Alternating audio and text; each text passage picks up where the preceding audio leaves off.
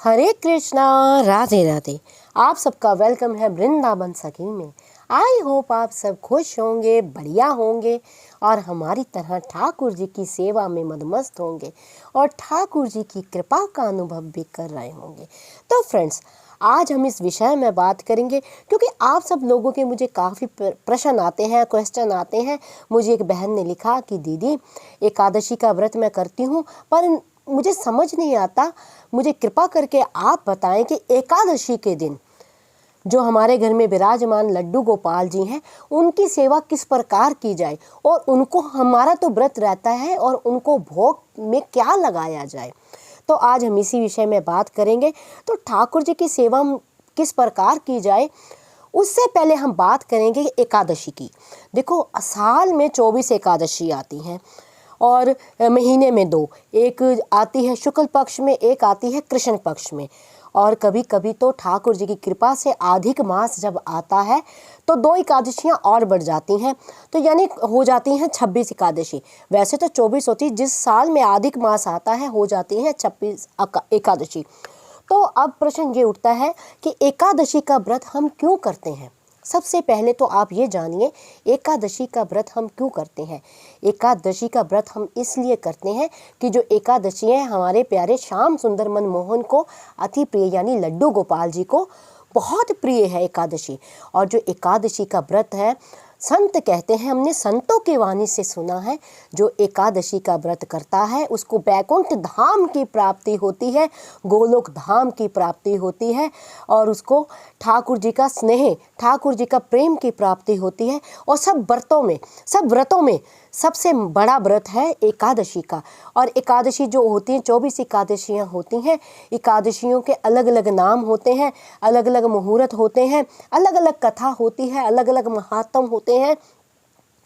तो जो एकादशी का व्रत हम करते हैं, एकादशी का व्रत तभी फलपूर्वक हमें प्राप्त होता है जब हम उसका महात्म पढ़ते हैं, उसकी कथा करते हैं या उसका व्रत करते हैं। किसी कारण हम अगर उसका व्रत नहीं कर पाते हैं तो कोई बात नहीं, मान लीजिए किसी प्रकार की कोई हेल्थ इश्यूज़ है, कोई हमें प्रॉब्लम है, अगर हम व्रत नहीं कर पाते हैं तो भी कोई बात नहीं। अगर आप एकादशी के नियमों का पालन करेंगे तो भी आपको एकादशी के व्रत का फल मिलेगा। अब प्रश्न दूसरा है कि हम एकादशी के दिन ठाकुर जी की सेवा किस प्रकार करें, ठाकुर जी को भोग में हम क्या दें। तो ये भी कोई बड़ी बात नहीं है, बड़ा ही साधारण सा, आप जानते हैं जो भी मैं आपको वीडियोस में बताती हूँ, मैं बड़े साधारण तरीके से बताती हूँ जो आप आसानी से कर पाएँ, आपको किसी तरह की भी कोई भी परेशानी या दिक्कत ना हो। तो एकादशी को आपको क्या करना है। सर्वप्रथम एकादशी को मैंने पहले भी आपको कई बार बताया है कि एकादशी को आपको मंगला उठना है। मंगला यानी सुबह उठना है जल्दी, सूर्य उदय होने से पहले। मंगला उसको कहते हैं। कुछ लोग 4 बजे भी उठ जाते हैं, कुछ लोग 6 बजे भी उठ जाते हैं। सूर्य उदय होने से पहले ही आपको उठ के स्नान करना है। स्नान किस प्रकार करना है। स्नान साधारण जल से नहीं करना है आपको। स्नान जो आपको करना है वो आप हल्दी के पानी से कर सकते हैं, आप गंगा जल से कर सकते हैं, यमुना जल या जो भी पवित्र नदियां हैं बड़ी बड़ी, उनका जल अगर आपके पास है आप उससे कर सकते हैं। अगर मान लीजिए कुछ भी नहीं है तो आप एक आंवला डाल के उसका श्रृंगार कर सकते, स्नान कर सकते हैं आप। और अगर थोड़ी सी हल्दी हो तो उसमें हल्दी डालेंगे तो आपको अधिक फल प्राप्त होगा। और स्नान करने के बाद आपको अपने गोपाल जी को उठाना है। गोपाल जी को भी एकादशी के दिन खास तौर पे, वैसे तो गोपाल जी को स्नान आप रोज़ कराते हैं, गोपाल जी की सेवा आप रोज़ करते हैं, लेकिन एकादशी को, क्योंकि ठाकुर जी की बहुत ही प्रिय है एकादशी, जो भी एकादशी का व्रत करता है आमागमन के चक्र से छूट जाता है और वैकुंठ की प्राप्ति होती। तो एकादशी के दिन ठाकुर जी को आपने जब उठाना है, उठाने के बाद आपने ठाकुर जी को, जो सुबह उठते ही, आपको पता है हमारे जो ठाकुर जी हैं वो भूखे नहीं रहते हैं, उठते ही उनको भूख लगती है, तो आपने उनको जो बाल भोग देना है, माखन मिश्री दूध, सर्वप्रथम तो दूध का ही भोग देना चाहिए ठाकुर जी को, वो पिलाना है। पिलाने के बाद आपने ठाकुर जी को पंचामृत आप लोग जानते होंगे, 5 चीज़ों से बनता है पंचामृत, यानी दूध, दही, घृत यानी घी, मधु यानी शहद और शक्कर का बूरा जो होता है उससे बनता है। तो पंचामृत से ठाकुर जी को आपने स्नान कराना है। अच्छी तरह से स्नान कराने के बाद ठाकुर जी को देखो, अगर सर्दी है तो गर्म पानी से, अगर गर्मी है तो ठंडे पानी से, इस प्रकार आपने ठाकुर जी को स्नान कराना है। स्नान कराने के बाद ठाकुर जी को अच्छे से सुंदर से वस्त्र धारण आपने कराने हैं। जितना हो सके, अगर संभवतः आपके पास हो तो ठाकुर जी को पीले वस्त्र धारण कराइए और खुद भी पीले रंग के वस्त्र आप धारण कीजिए। अगर मान लीजिए पीले नहीं है तो लेमन शेड, हल्के येलो कलर जिसमें पीले रंग का टच आता हो, तो ऐसे वस्त्र, अगर नहीं है तो कोई बात नहीं, हो सके तो पीले ही वस्त्र आप ठाकुर जी को धारण कराएं और खुद भी आप पीले वस्त्रों को धारण करें। तो उसके बाद आपने ठाकुर जी की श्रृंगार आरती करनी है। फिर ठाकुर जी को आपने भोग अर्पित करना है। अब प्रश्न ये उठता है कि भोग किस प्रकार ठाकुर जी को लगाना है। तो ये सबसे बड़ी भ्रांति है मन में सब लोगों के। लोग सोचते हैं एकादशी को चावल निषेध होते हैं, अन्न निषेध होता है, तो ठाकुर जी को भी कुछ लोग क्या करते हैं, खाली फलाहार देते हैं। तो देखिए, आप सबसे पहले ये जानिए कि हम एकादशी का व्रत क्यों, जैसे मैंने पहले आपको बोला, एकादशी का व्रत हम क्यों करते हैं।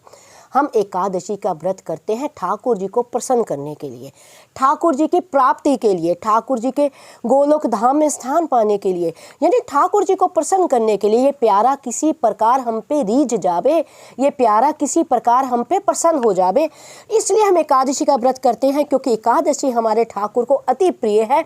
तो यानी जिसको प्रसन्न करने के लिए हम व्रत कर रहे हैं, व्रत हमारा है, ठाकुर का नहीं है। यानी सारे नियम कायदे हम पे लागू होते हैं, हमारे ठाकुर पे लागू नहीं होते हैं। तो आप ठाकुर जी को व्रत ना रखाएं। आज के दिन तो उल्टा जितना हो सके पकवान बना बना के ठाकुर जी को खिलाएं, ठाकुर जी को प्रसन्न करें आप। तो कुछ लोग क्या करते हैं, ठाकुर जी को भी केवल पूरा दिन दूध पे रखते हैं, कुछ लोग खाली फल पे रखते हैं ठाकुर जी को। इस प्रकार आप ना करें, ये गलत बात है। ठाकुर जी को तो जितना हो सके नए नए पकवान बनाइए, ठाकुर जी को पकवान खिलाइए, क्योंकि ठाकुर जी का व्रत नहीं है, व्रत हमारा है।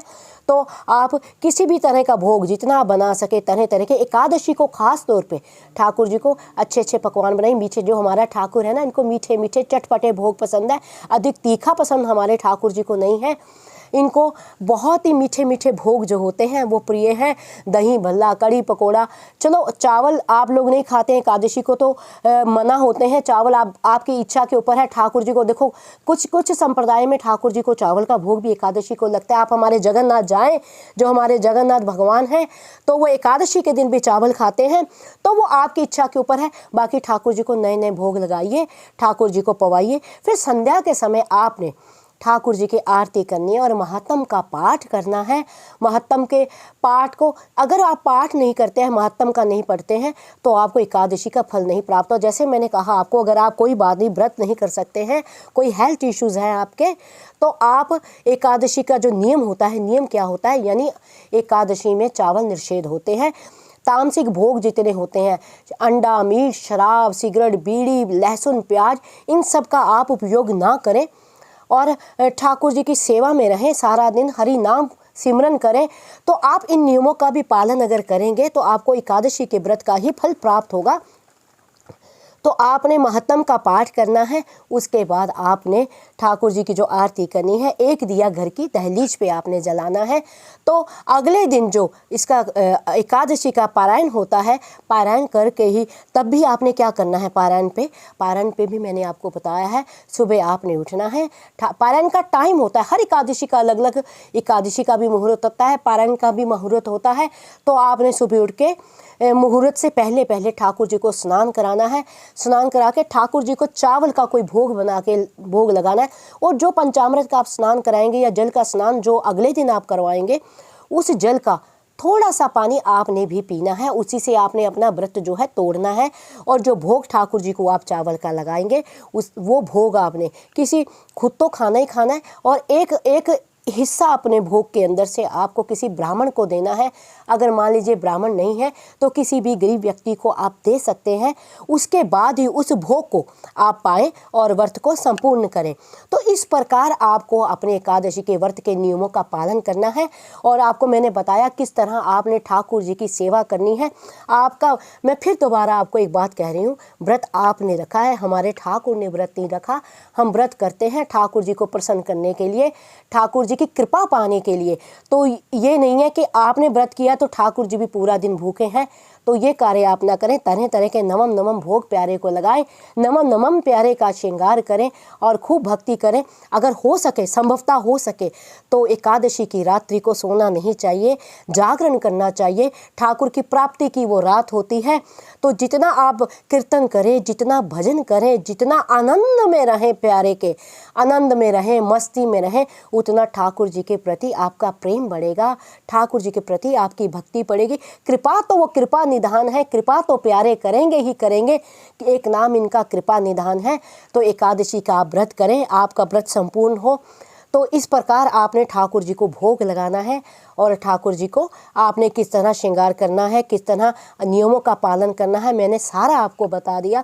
फिर भी अगर आपके मन में किसी तरह की कोई जिज्ञासा हो, किसी प्रकार का कोई भी आपके मन में शंका हो, कुछ प्रश्न हो, तो आप मुझे कमेंट बॉक्स में लिखिए।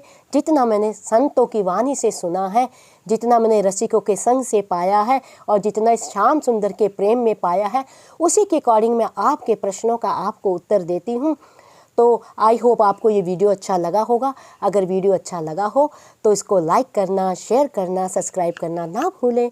हरे कृष्णा, राधे राधे।